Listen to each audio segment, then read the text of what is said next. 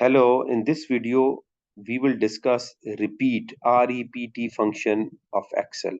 What it does, it print a string repeatedly. Any string we can print repeatedly any number of times using this function. Here are two examples. In example 1, this hash character is there. So we will print it repeatedly. Repeat this function, this character, select the character, and we want to print it 12 times. Look, it is printed 12 times. Here is asterisk, same thing.